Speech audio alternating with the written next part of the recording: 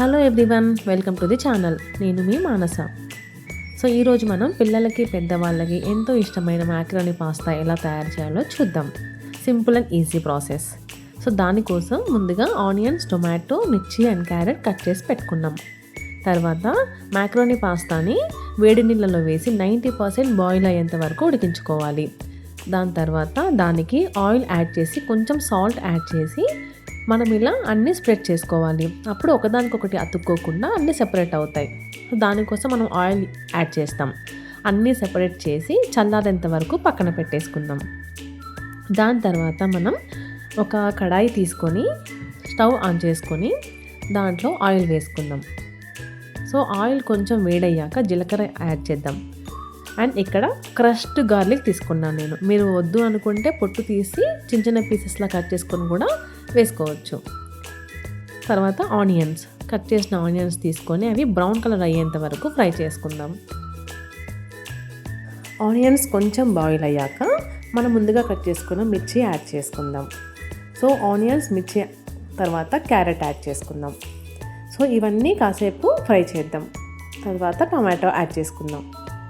So tomato, onion, carrot అన్నీ కాసేపు fry చేసిన తర్వాత నేను ఇక్కడ pasta masala and pasta sauce use చేస్తున్నాను.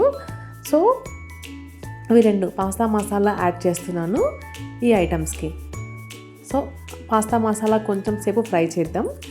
దాని తర్వాత పాస్తా సాస్ కూడా తీసుకుని ఇందులోనే యాడ్ చేసేద్దాం.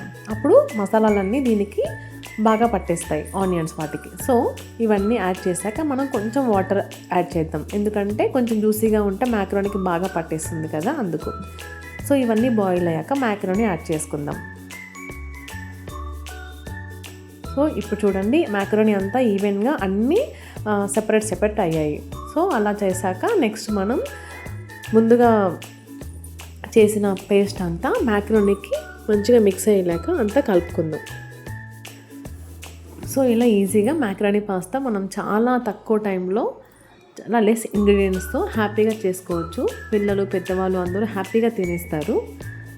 అండ్ ఇప్పుడు స్టవ్ ఆఫ్ చేశాక మనం దీనికి లెమన్ స్క్వీజ్ చేద్దాం. సో ఈ లెమన్ స్క్వీజ్ చేశాక మొత్తం ఒకసారి మిక్స్ అయ్యేలాగా కలిపేసుకుందాం. అంతే, easy and tasty macaroni pasta ready అయిపోయింది. సో ఇప్పుడు సర్వింగ్ టైం. సింపుల్గా మీరు కూడా ట్రై చేయండి. Thanks for watching and please subscribe to the channel.